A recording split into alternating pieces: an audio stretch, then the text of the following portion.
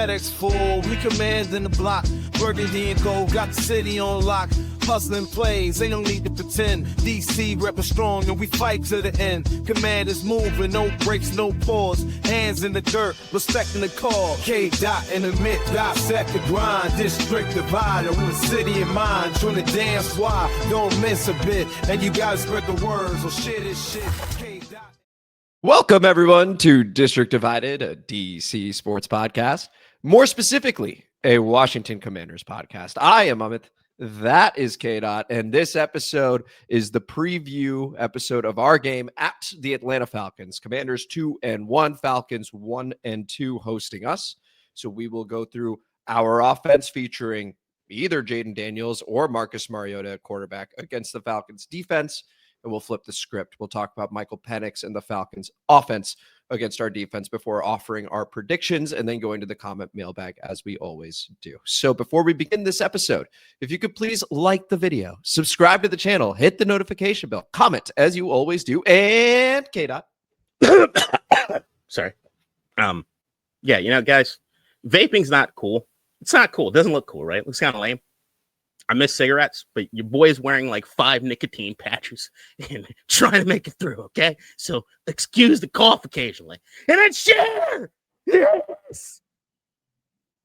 Stuff, the podcast, just share it. Share this stuff, podcast, share it, please. We greatly appreciate that. And without further ado, let's get to the meat of the episode here at K-Dot. Commanders, once again, 2-1, taking on the Atlanta Falcons, who are currently 1-2. That's at 1 o'clock. It's our last 1 o'clock game until like December. So enjoy this if you like the 1 o'clock time slot. And otherwise, get ready for some 425s, some 815s, and stuff like that. So there's that. Let's go ahead and get into the injury report, K-Dot, as we always do, so that we can provide context for everybody. So this is a pretty big list and a lot of important players on it. John Bates is trending out once again. Noah Brown trending out once again. Percy Butler, Bill Croskey-Merritt, who actually with Bill do have some hope that he will be fine and play. But Terry McLaurin looks like he's not going to go. And the big name over there, Jayden Daniels, who we'll get to in just a moment. Now, looking at the Atlanta Falcons, you can see that Kaderil Hodge, Nate Carter, and A.J. Terrell all not practicing, trending towards out. A.J. Terrell, it's very likely that he's out. But it looks like everybody else is going to be more or less good to go on their end. So why don't we go ahead and talk about our offense? And we alluded to it with Jayden Daniels or Marcus Mariota against this Atlanta Falcons defense that has gotten off to a hot start. So, K-Dot, the first question to you, given what you know, Jayden Daniels, 2 limited practices as of now, not, present at practice. Maybe he'll be in a limited fashion after the media portion of it. He spoke to the media on Wednesday. Who do you see playing this game? I think it'll be Mariota. I kind of always felt that this week, even though you kind of get a feeling that Jayden's not happy about that as much as he. That was hilarious. The 5-minute presser. He's just not. Yeah, he doesn't.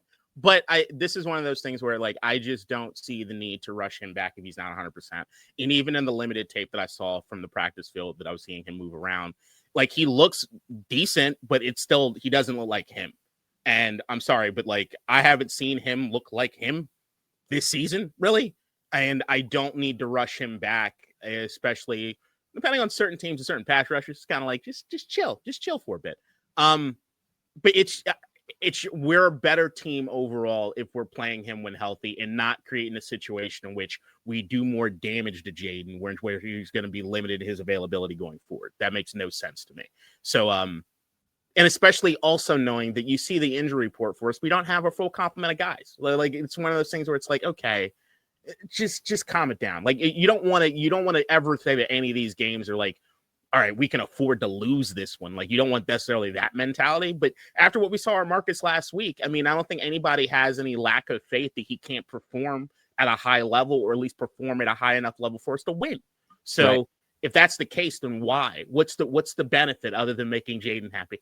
Yeah, honestly, and we had briefly touched on the 5-minute presser. If you haven't had the chance to listen to it, I would recommend listening to it. 1, just for fun. 2, to see how frustrated Jayden is, both with the questions and the current situation.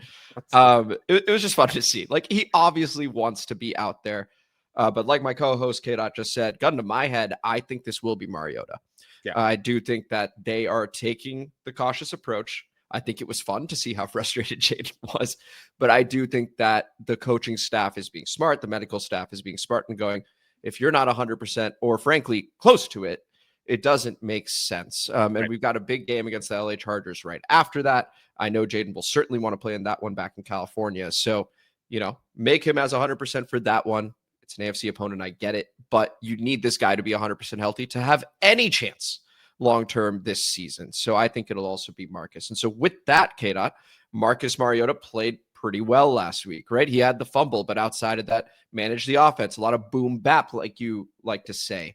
The running game was excellent, but this is an Atlanta Falcons defense that is currently second in total yards. They lost 30-0 last week, and people are going to go, oh, okay, the defense was bad. It was actually their offense that was horrible, and they missed a bunch of kicks. They missed a couple kicks just off of cutting Young Wei-Koo. John Parker Romo then goes 0-2, and Bryce Young only threw for 121 yards. Yep. And the running game didn't do a whole lot for Carolina. So this was a larger case of the offense for Atlanta screwing over the Falcons defense. What do you make of this matchup, K-Dot, against this Falcons defense at their place? I mean, it's one of those things where you kind of look into this game a bit, and I actually kind of, once again, at least from what I saw from Jayden the first 2 weeks, I'd be kind of happy if Mariota was the one kind of playing because of what is actually happening specifically with this particular defense, right? Couple things. I know that I got some stats that I pulled up, which I like to do here and there. Also, there's a loud banging happening in my house, and I'm kind of scared because I don't know what the hell it is. Even I can hear it. Can you hear it? Oh, yeah. Oh, what the hell that's going on? All right. Falcons defense. Yeah, I mean, everybody's kind of overlooking the Falcons for the most part. I mean, even as your side piece team, how you feel about these guys? Not great. Right. Yeah, it's just kind of, well, I mean, we'll get to why everybody's feeling really, really bad when we look at the other side of the football. But on this side of the football, they have some guys that actually matter, especially like you look at like the rookie James Pierce Jr., who's doing a lot of things along the same lines as what you got as far as like Abdul Carter or anything along those. When it comes to what it is they do specifically, it's blitzing. They love coming after the quarterback more than anything else. And if you look at Jayden's stats going into the last couple games as far as what he did against the blitz, it wasn't looking good, right? So unless something really diametrically changed, I think Mariota with the boom bat is actually going to do a lot good here for us. They blitz at a 44.7% rate, which is pretty heavy. But the other thing is the rotation. 9 players with 25 plus pass rush snaps. They rotate these guys in and out to keep them fresh, and they love bringing the blitz so that you can they can get some of these rookies that they have to get one-on-one matchups to show off what it is they're able to do defensively. So like they're doing a lot of things and a lot of moving pieces there on the defense, and the way that you combat that as far as on the defense is a lot of what Washington kind of does. Now, I've talked about like the up tempo. We do no huddle, but no huddle seems as though it's missing a component. And the missing component is you got to move faster, okay? This is one of these games where I would not be surprised if we still move at the same tempo. You're going to have those delay of games or those really close ones if you wait until the last minute to start doing these substitutions, because they're going to want to continuously rotate guys in and out. So my opinion on this time, Cliff, Marcus, get the script ready and know what's coming next. No huddle. Do not allow them to get these pass rushers in and out. That's what is keeping these guys fresh on the defense to allow them to eat, right? So from that, just the schematic standpoint, as far as like from a mentality standpoint going in this game, if that's what we want to be, which we run no huddle better more than any other team in the league, right? It needs to hurry up a bit. And that's something that will absolutely kill these guys, or at least neutralize a significant portion of what it is they're good at defensively. K-Dot, this side of the ball is the one I'm most intrigued by. I mean, we'll get to the Falcons offense against our defense, which seems favorable to us. But here is where I get a little nervous, to be honest, right? So it's going to be Mariota's second straight game, which I have faith in him to be able to do his job. But like you were saying, this team likes to rotate a whole lot. They're decent against the run. They average 4 yards a carry. When they played against Baker, he ends up throwing the game-winning touchdown, but they did frustrate him for large parts of that game, only allowing 159 passing yards. Mm-hmm. So this is a sneaky matchup that I think people who maybe haven't done a deep dive yet are unaware of. This is going to be interesting. AJ Terrell being out, their top Huge. corner, is huge because you guys will remember last time held Terry to just one catch in that Sunday night football game where we clinched the playoffs and are in an 11-win season at our place. The guy to target is going to be Mike Hughes, who's giving up a 107 passer rating. He's been targeted more than anybody else on their team. That's what you want to do, and it's big plays at that with Mike Hughes. The question is, looking at our injury list, who's going to do that, right? So we're going to have Deebo. We're going to have Jalen Lane. We're going to have Luke McCaffrey, right? Chris Moore. But like, you're missing a lot of guys in Noah Brown, in Terry McLaurin, in John Bates, as someone who can help block in that run game and maybe even sneak out for one. So it's going to be very interesting to see how this looks early on in the game. Yeah. What the plan is. I think we lean into the run again and see if we can continue what we did this past week. If we're unable to, like K-Dot's saying, it's harder to get into no huddle when it's 2nd and 9, for example, and then the Falcons can rotate those players. Jalen Walker and James Pierce, 2 first-round picks this past season. So I'm curious to see what this looks like, honestly. And Jesse Bates is always someone to look out for in that secondary. Yeah, I'm one of these people. I'd say that if you're on a 2nd and 9 situation, I'd sacrifice maybe that entire series by going in no huddle to run the ball again. There you go. Again, just to do it, right? They're blitzing a lot. And what you need to figure out really early on in the game is how often they're going to bring 5+, or are we going to be able to keep them honest and keep those guys back there, right? And the way that you attack that, like I said beforehand, like in the sense, boom bap is going to be extremely important. So we need slants, crosses, quick stuff, really get the ball in people's hands fast. First window throws. We got to keep these guys honest as hell. The same thing we did last week as far as some of the undercenter runs, as far as Mariota. Get the edges kind of unsure about what's going to happen. You've got to keep them off balance the entire game. If you can do that and keep that front 4 for them, or the front 4+ for them, just at bay, or at least thinking about things, or at least a little, then you can get something. And yes, that the AJ Terrell injury is going to be huge in the sense of what it does allow for certain things like Deebo Samuel and Luke McCaffrey to potentially get. This is another one of those games where Luke McCaffrey, and I know from a Marcus Mariota standpoint, he's a little more willing, even if Luke's not in the right spot, to take that shot compared to Jayden. If you're not in the right spot, he's not really going to throw to you unless it's like the play really broke down. I think this is one of those situations where Luke and especially Deebo are going to get opportunities to eat really early on in this game. And I think that's something they got to lean on. And yes, the rushing attack is something that they have to do. I don't care the success level of the running attack here in this game. I'd love for it to continue from what it is that happened last week, of course. But I want to do it more than anything is to keep these guys honest. Because not only does it keep that front 4, that blitzing package that they want to have at bay, it also opens you up for the opportunity to play action. And with some of these guys in the secondary being banged up, can you do something over the top to Jalen Lane? Like they tried last week, didn't connect, right? That back shoulder. So they're trying to you can see Mariota a couple times try to push that ball down the field. Like you want to make sure that when you do get those opportunities, they're the most opportune for you. And the way that works is you've got to keep them honest with the run. You've got to keep them honest, like they don't know what's coming. Keep everything that you can as far as motions and horizontal. And you got to keep the tempo going if you can. It just neutralizes the things that Atlanta really wants to do. Right. And I'm so curious to see what Atlanta chooses to do because, again, with those guys out, Terry McLaurin, presumably out, right? We'll find out officially, but presumably out. Terry McLaurin, Noah Brown, John Bates, right? Austin Eckler going back to a couple of weeks ago. All those guys out, and what was the blitz percentage? 44.7. Is that right?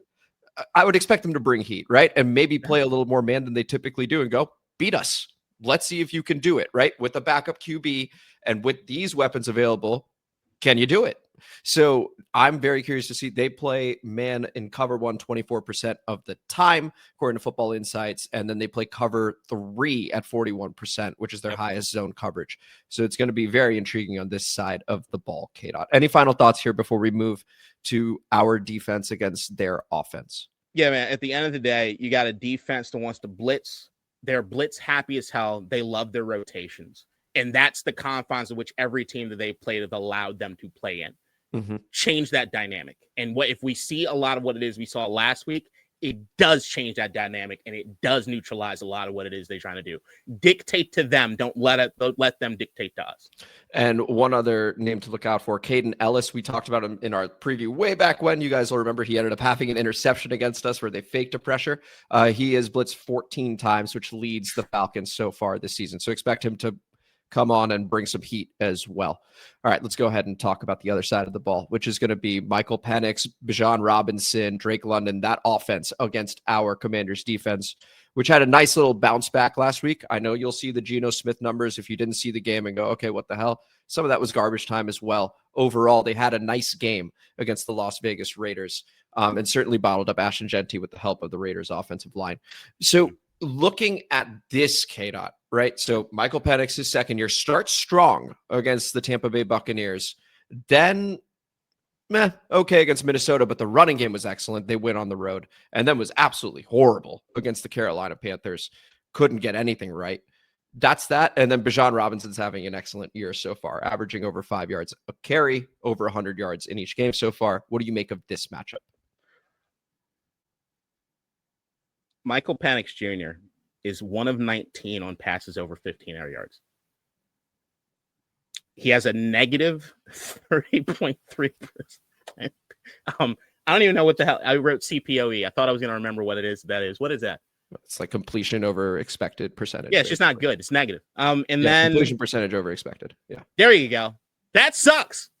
He sucks. Now, I'm not saying that he is going to always suck, but this is not. But right now, this ain't the Michael Penix get right game. If it is, y'all need to be ashamed because boy playing terrible. All right, he playing bad. He's just playing bad right now. Okay, they can't do anything. There's a lot of stuff that this offense does that allows a lot of opportunities for us to get right in this game. Okay, they do certain things really, really well, and that thing is different ways in which to give Bijan Robinson the football. That's kind of the only thing that they could do at this particular point in time. And yeah, the man can do everything. Okay. He's leading the team in receiving and rushing at this particular point in time. He's their offense. I mean, because it ain't like Penix is doing anything with that. It's that there's all right. Couple things as far as like the overall what's happening as far as their as far as what our defense or what is this their offense does. Where is my stat? I know I have this shit. Okay, here it is. I fucking love this one. Pistol. Atlanta loves to run out of it loves to play out of pistol. 45% of the snaps they run out of pistol, highest in the league. Okay, out of pistol, they run the ball 72% of the time. Out of shotgun, they pass 92% of the time. That's an easy tell. You kind of know it's coming, okay? There's no disguising. It's not good when KDOT in Baltimore can just look it up and be like, okay, I know what they're gonna do on Sunday. You just do that. Like if you live with that law, you live with the 28% that you might be something else. Because the 72% you're gonna eat. You can eat. So like that's the tell alone is what it is. The fact that Penix can't complete anything deep ball wise. I saved a tweet earlier today about what it is that they did on offense, which was hilarious to me. Did I save it? Where is it? Here it is. They're the first team in 2 seasons to not have a play past the opponent's 30-yard line. They're not doing good. Okay? This is Washington. If you're going to be serious, if what it is we've seen as far as that front four in week 1 that went away in week 2 but came back last week, you got to ball in this one, okay? If the front four gets the pressure on Penix and we can drop everybody else back in coverage and actually do things. Oh, yeah. Then we're good. We won.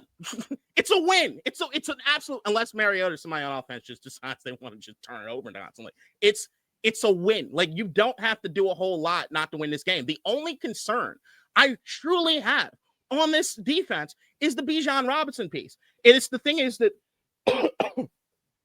he's forced to mix tackle on 29.5% of all touches. Now, with that being said, there is something as far as Washington that makes you say, okay, well, maybe that's good. Maybe that's okay or that works in our advantage. Washington's missed tackle rate is 9.4%. It's one of the lowest in the league. there's a caveat, and it's a caveat that especially works in Bijan Robinson's favor. When they do miss tackles, it's 5.2 yards per miss on average. Bijan is not going to only take 5 yards from you. He's going to take it to the house. Okay. So that's one of those things where if anything is going to be the thing in this game that like outright looking into this when that will beat you is not tackling Bijan Robinson and not being in position to get Bijan Robinson. So that front four, you better do your job. You need to be able to be stout, get pass rush, get the pressures there, and also make sure in those situations where they have pistol, where 72% of the time something's coming, gap discipline, and they love to run out the outside. So you know what that means? Clear space for Luvu and Wagner to clean things up. And those guys on the outside, Trey, I love you, brother. You're doing a great job of coverage. I hope you have help when you need to tackle this man, because he's going to run at you at some points in this game. They're going to run outside. They're going to do some stuff in the flat. Bijan is the outlet for all things. This has got to be what it is you're looking at when it comes to defense. I know people are worried about Drake London. I know you can worry about Kyle Pitts, but I tell you right now, if you get what you need to do pressure-wise on Penix, they don't matter. Yeah. This is, K-Dot, look, I mean, I picked the side piece team in the Atlanta Falcons because I believe in Michael Penix. Right now, he's playing horribly. And when I analyze this matchup, I'm like, thank goodness we're playing against Michael Penix, right? Like, this is currently a good spot to get him in. This is all about Bijan Robinson for me, because with him, here's the thing, guys, if you guys haven't been following, I'm just going to go through his quick 3-game log over here, and you can understand where I'm coming from. So the first game, 12 carries for 24 yards. Okay, why are you afraid of that guy? Well, because then in the passing game, it was 6 catches for 100 and a touchdown. Okay, so he can beat you that way if it's not working on the ground. Then against Minnesota, 22 carries, 143 yards. Okay, he can beat you on the ground also tacks on 3 catches for 25 yards. And in the last game, 13 carries for 72 yards. This is when the offense could do nothing right. That's 5.5 yards a carry. That's great. Also adds 5 catches for 39 yards. He can beat you either way. We haven't gone against a running back yet that could beat you either way. So Ashton, he's a rookie, tough behind that defensive or that offensive line. He's not really involved in the passing game. Josh Jacobs, he's a bulldozer. He's just going to wear you down. And then in the first game, it's Cam Scatterbo and Tyrone Tracy, and none of them are Bijan Robinson. So I'm so curious as to what Joe Witt chooses to do here, who we have on Bijan. If the Falcons just use Bijan 25, 30 times between rush attempts and receiving, I'm nervous about this because I don't know what we can do with that. Then you factor in Drake London, who I'm not too worried about. I'm a bit more worried about Kyle Pitts when we think about tight ends and how we do against tight ends. Drake London right now is not playing well. He's a bit banged up. He doesn't look like himself. It's Kyle Pitts and Bijan Robinson for me, K-Dot, that I'm worried about. And I anticipate after losing 30-0 against the Carolina Panthers, they're back at home, that they lean into the run first and foremost and see if they can establish something. And if not, it's going to be quick screens and little touches to Bijan Robinson in space and see if they can do something with that, hoping to up Michael Penix's confidence in getting second and third and easier is the way I see the Falcons trying to play this one. I could see that. I'd say that there'd be some early tells in this game, right? Like on third and long, they don't allow Penix to push the ball anymore. It's like they don't even trust dude to do things at this particular point in time. So I think early on this game, all right, what are they doing with Bijan? Are they trying to keep it honest as far as running on the inside? Then we know, all right, you just got to play stout defense that way. Once again, if they're running out of pistol, if they're in pistol or they're in shotgun, you kind of know what's coming, right? Outside of that, it's there. So they haven't trusted Penix to throw the ball downfield. They just don't do it. Could you look at this particular team and look at Washington and say, if you're Atlanta, hey, maybe this is the chance that we actually want to do this? Look, Washington hasn't had a turnover at all this season on defense. And beyond that, there have been some liabilities as far from a coverage standpoint. I know Mikey Sanders still in the slot. He's allowed 194 yards and 2 tutties. It does not look good as far as Sanders still. And when you start looking at some of the separation numbers and stuff like that, he's just got to get more time in there. He's got to play. He's got to play better than he's been playing. But depending on what they're doing from a matchup standpoint, if they start really saying, all right, look, we're going to pick on him. We're going to do some slants. We're going to do some stuff. We're just going to pick on Mikey. Then you might have some space. You got to keep them honest. I think the Penix of it all is going to matter so entirely much. That didn't make sense. What the hell did I just say? It was going to matter entirely so much. I normally just let you go sometimes. Fair enough. Yeah, I mean, Penix is, you got to rattle Penix because Bijan's great. There's no getting around Bijan being great. But what we've seen as far as our rush defense going this season, they should be able to put the cap on him just enough if you're tackling properly that he can't beat you. He's not enough to just beat you. So you have to put the ball in Penix's hand and tell him hey, if you're going to get out of this game, you're going to have to do something, man. And challenge him constantly. You're going to have to do it. And I think if you do that, so far this season, he has not proven that he's up to the challenge. Yeah, no, totally agreed. I'll give it back to you one more time, K-Dot. Any final thoughts here before we move over to our predictions? I think on defense, there's also an angle of the tackles that they have, and you're going to have some opportunities to actually eat off of these guys. And this is where I go into Dorrance Armstrong, who I'm always looking at in every game on how it is that he's going to dominate. It's a little side thing for me. But Gary's been out. So Elijah Wilkinson has allowed 11 pressures and 7 quick losses. If you got Dorrance Armstrong and Von Miller over there hunting on him, you're going to get some opportunities to get after the quarterback.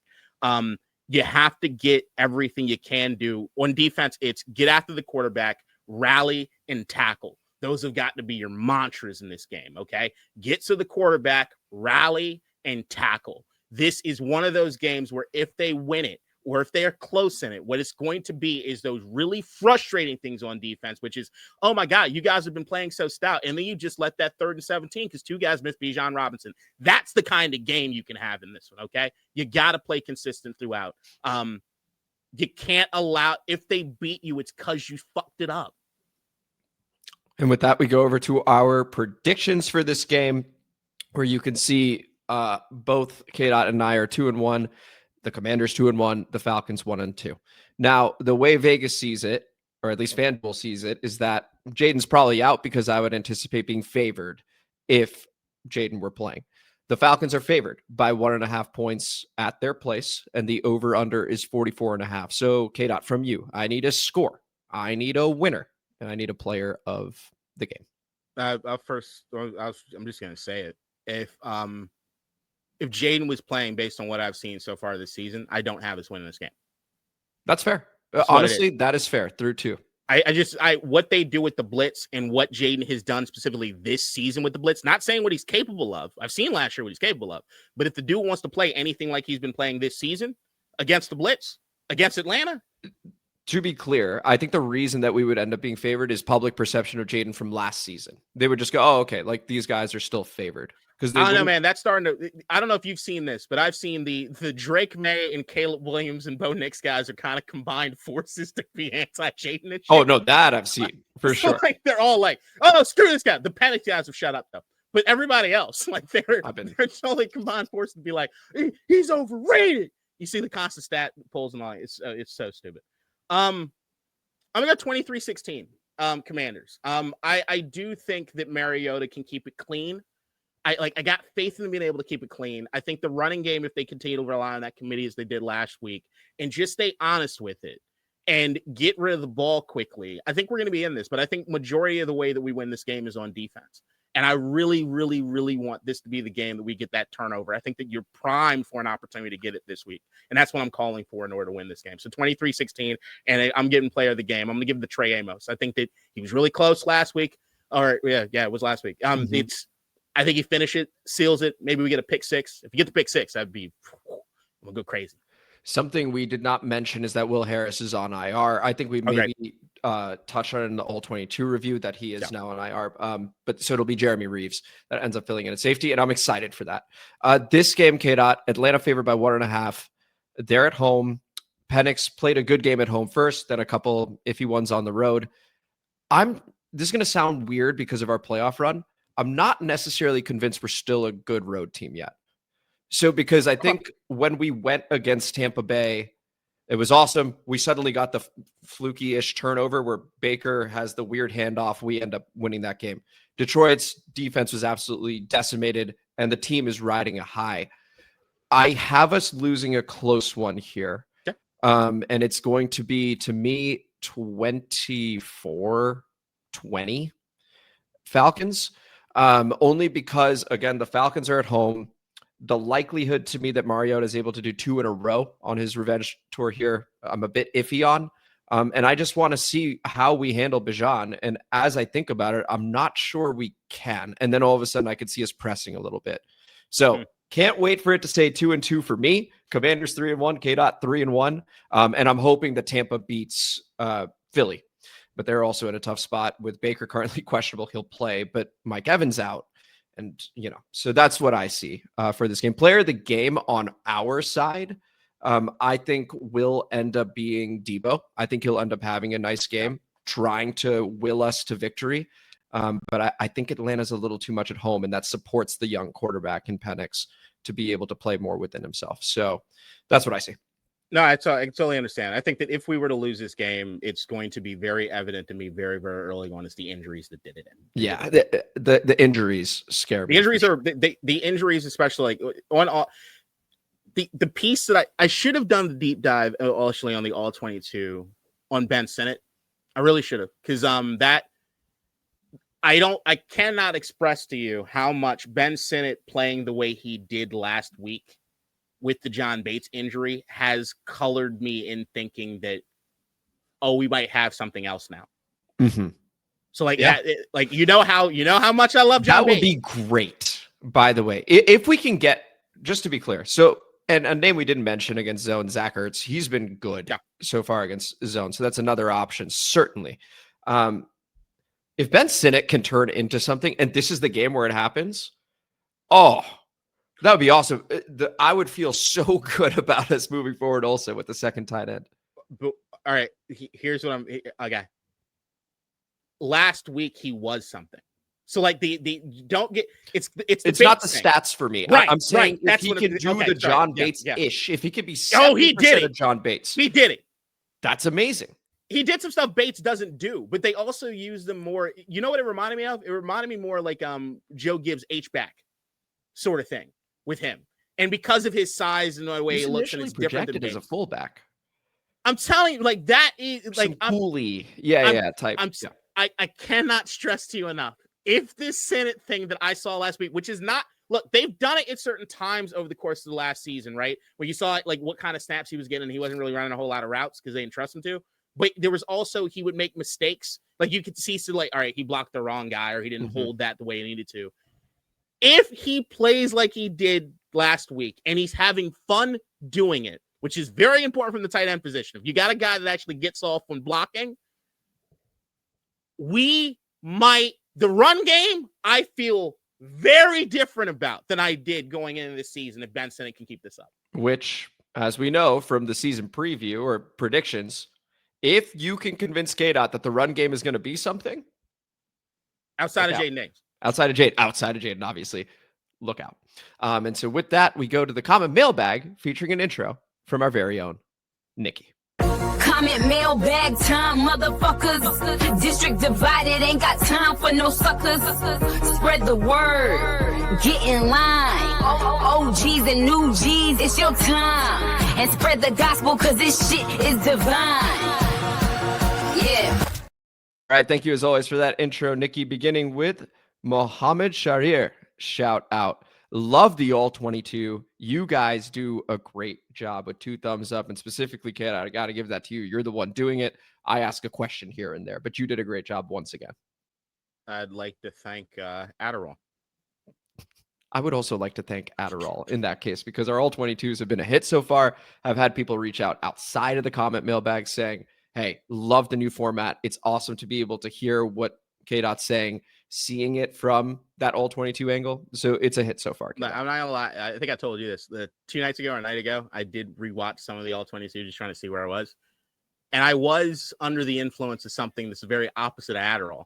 And I thought I was talking at 1.5 speed. So like it was kind of scary. I'm like, what did I do? How, what? I don't know, man. If I need to calm it down a bit, or maybe I'm just being a little self-conscious, let me know. Coach Lombard, shout out. Took me a while to watch the tape. That run game is nice and might just be sustainable between Sinnott at fullback and the use of 6 offensive line sets. I hate you, coach. As much as I knew you were going to be like, oh, nice. But also, as much as Washington fans like to compare Sinnott to Chris Cooley, I've always seen Sinnott as a fullback. Congrats to Cliff for embracing that. And another one is love the fake Chargers fan art. Great segment. K-Dot, your reaction. Yeah, that's why the Chris Cooley comp does work, man. Like, you got to look at Chris Cooley and the full encompassing of what he did. H-back. That's why I keep going back to it. He was the H-back. Like, that's why they had him. The amount of times that he was lined up in the backfield. The only reason he started doing more tight end than the out of the backfield thing is they also had a guy named Mike Sellers, who did a great job doing that too. The combination of both those guys made it, hey, we can do a lot of different things. But Senate right now seems like a more composed Cooley, because when Cooley was running, it was some uncoordinated shit. Just like it's the baby giraffe just running down the field. Like, it was amazing. But I'm telling you, man, if Coach saw what I saw, everybody look at the All-22 and do yourself a favor and just focus on Ben Sinnott in this last game. And if you see what I saw, what Coach might have seen, you see something. Go to SH Joe 2778. Shout out. Kroski, Bill, has better vision than Rodriguez. Kid out your reaction, because this is something where I think you had said, or maybe I had said, I don't remember who said it, that Chris Rodriguez has better vision than Bill. Yeah. And so SH Joe just pushing back a bit. Your reaction. Yeah, no, I know I said I gave a shout out to each of the guys in the sense of where it is I thought that they all excelled. Mm-hmm. I think me was more trying to be, I think, poetic, or at least trying to sign everybody everything. But I still kind of believe it. So, like, I do think Rodriguez does have the vision. He just doesn't have the burst that Bill does. Like, there's a difference there. But the idea beyond all of it is that they're all guys that are moving north-south, and they just want to get going north-south. So that just helps. But I think with Rodriguez in finding those holes and definitely not being at the same speed of Bill gives me more credence to him in what I'm seeing from a vision standpoint. As in, like, Brian Roberts, who I did like, I didn't see the vision there because it just felt as though he was running wherever he could run and just did what he did and didn't find the seam for the next level. But all three of these guys have found the vertical seams within going through the different levels of the defense. I just think Bill's faster. He just hits that hole so much. That's the thing. So so if you were the one that said it, kid, I agree that C-Rod has better vision. And the reason why is because I think when we look at Bill, we look at his vision, which is good. It's not a knock on Bill's vision. It's good vision. And he's got that extra burst. So it seems more obvious, right? That it's like, oh, okay, his vision's great. He's really good at cutting, right? And being able to create another hole. So he's got that to his game as well. Chris Rodriguez, if you watch this guy from, like, behind the line and then you see what's there, he, like, finds the hole. He finds it. Even when there sometimes isn't really one, like there's half of one, he's like, I can make that. I can squeeze through that and get you 4 or 5 yards. So I am, because of that, saying that Chris has better vision. The more explosive runner is Bill. But I like the idea of starting Chris in that game because he is a touch more physical and can handle it. You've noticed that Bill hasn't been practicing, for example, on just 8-10 carries there. But Chris starting the game and helping set the tone then allows for the other guys to be able to do their thing also. So I think Chris has the best vision out of the running backs. I would say to look at exactly what I said about each of them, I have Rodriguez, I said vision and finish. Mm-hmm. Kroski-Merritt is bounce and explosiveness. Yes. And McNichols is contact balance. It's like the combination of all three of those things. I don't give a shit who starts. Like, to me, it's you have to get all three of those things, all of those attributes in the rotation on the team. How you go about it, I just care about game flow. So, like, as long as you got the script figured out on what it is you need to do, sometimes I got no problem with starting out finesse and then punching somebody in the mouth, right? So, like, whatever it is, Cliff, call the game you called last week, okay? But bring the diversity in the rushing attack. The diversity in the rushing attack is what makes this rushing attack potentially something. That, along the lines of Ben Sinnott, is potentially something. Unless you're going against a team where they're going to be plenty of holes early on, I would start Chris in most games. Just because early on there may be some jitters, it may be a little bit of sloppiness. He helps negate some of that and be able to get you yards. And then from there, your offensive line can get in a rhythm. Your offense can get in a rhythm. So that's why I would totally understand that from the philosophical view. But I could also say on that same, I'm completely okay with starting off the game, not necessarily around the football, but doing a lot of stuff with the backs and stuff out of the backfield on the side, like screens and things.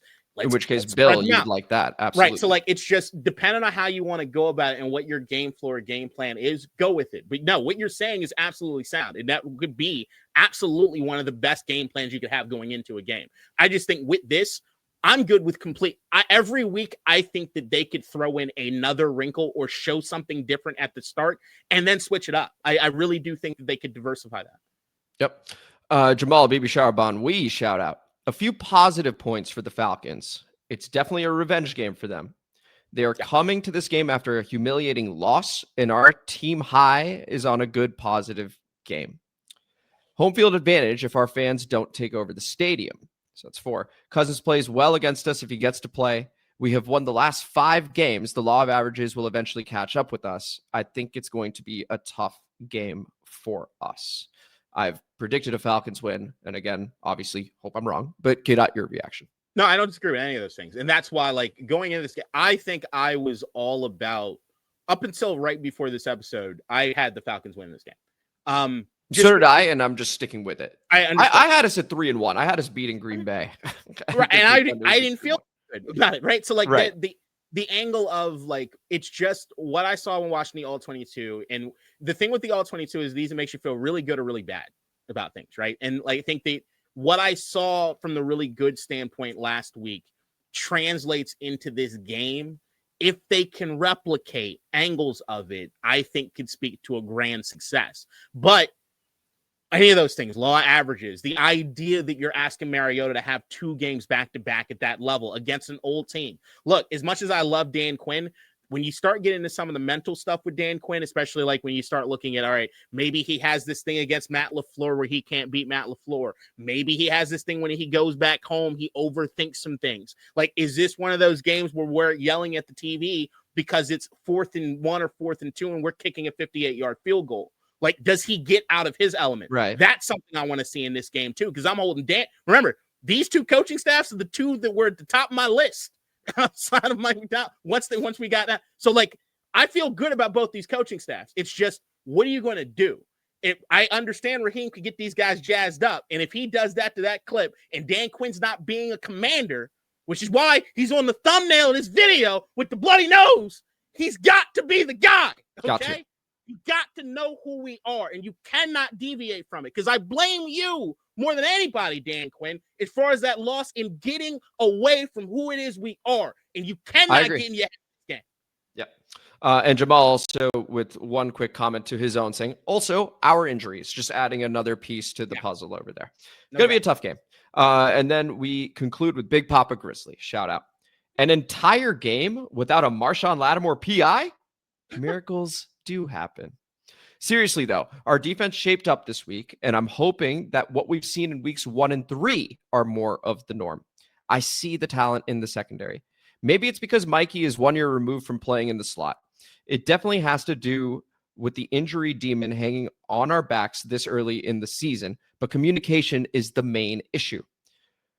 I know that if they can fix that, then our secondary will be playing lights out. That front 7, woo-wee! Those big boys love to eat. Just a full buffet of pressure, sacks, and TFLs. And unlike other teams in the league, everyone is getting a chance to eat. No Oliver Twists out here. The offense as a whole looked efficient once again. That was a touchdown for Terry. And it definitely was. That little, like, it's not enough. Like, you zoom in, it's clear he scored. His injury has me more than a little concerned. Without him, and with Noah being down already, as I predicted, our wide receiver cupboard is looking bare. I love Luke, Jalen, and Deebo, but one more injury before someone returns.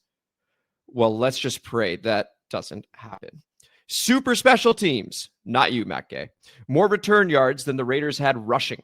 Having multiple big play threats back, returning kicks like Jalen, Fast Lane, and Deebo is an absolute blessing. The blocking has improved. The coverage has looked a lot better. Now, if we can only find ourselves a consistent kicker. My last thought, gentlemen, if Jayden is not 100% good to go against Atlanta, then please put Marcus back out there. I can deal with a bad game from a backup quarterback. I cannot deal with our franchise quarterback getting even more severely injured from a lack of caution.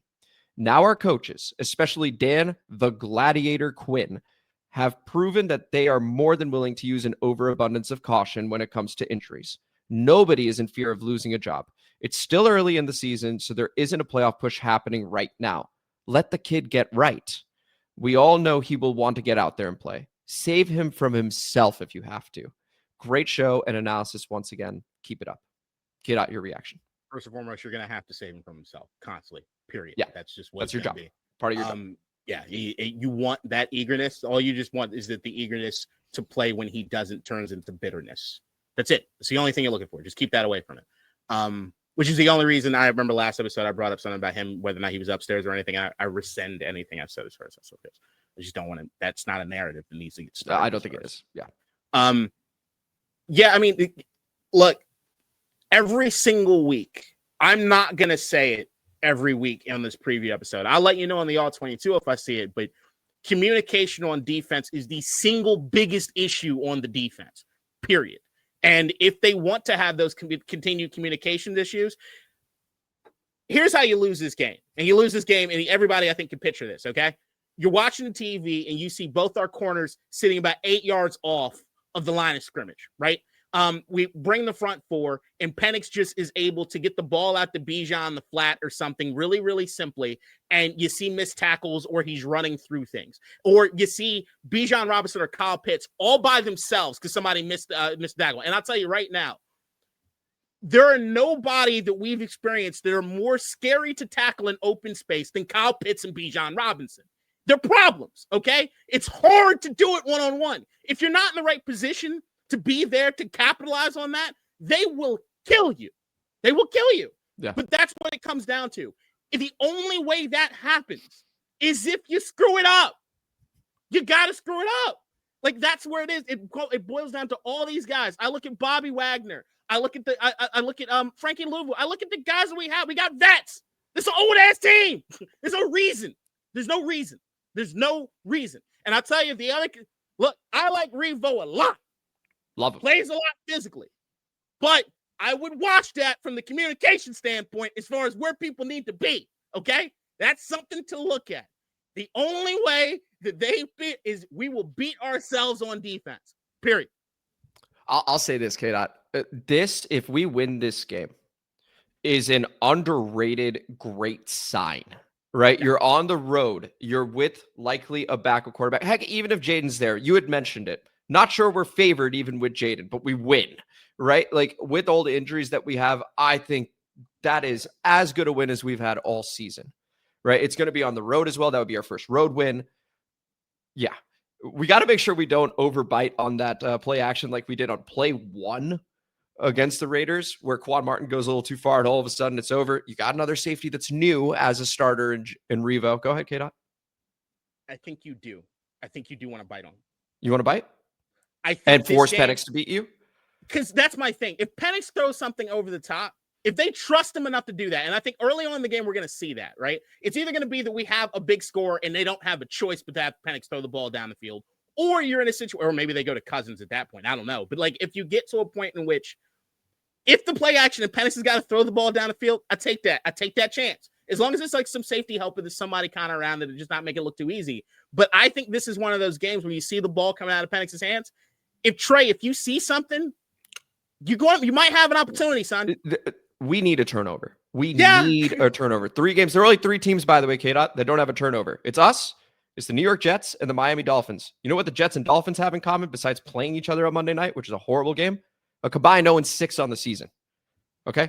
You got to take the ball away at some point. So this would be a great time. But in order to jump those routes, you know what you need? Communication. You do need communication. And that was the show. This was District Divided, a DC sports podcast, more specifically, a Washington Commanders podcast. Thank you guys so much for listening to today's episode. And if you enjoyed it, please like the video, subscribe to the channel, hit the notification bell, comment as you always do, and K-Dot. Don't quit smoking. Cigarettes are cool. And, like, as long as you do other things healthily, like, I don't see cancer rates in Europe being that much higher than us, right? And share this podcast, like, whatever, the video, like, you just want to share it. Like, it's good stuff, right? You watched it all the way through. Like, you clearly enjoyed it, or maybe you hated it. So, like, if you hated it, send to somebody else that might hate it too. And if you loved it, then send to somebody else that you might love, you know? Help us out. share this podcast. Help us out. We greatly appreciate it. We got 3 new subscribers in our last episode, which was awesome. Let that continue, please. We really appreciate that. And we will see you guys after the game on Sunday, probably a live stream once again. And so until then, take it easy, enjoy the game, and hopefully a Commanders W there. So take it easy, everybody. Stay out of bookings, beloved. In DC, we're just hoping that you listen.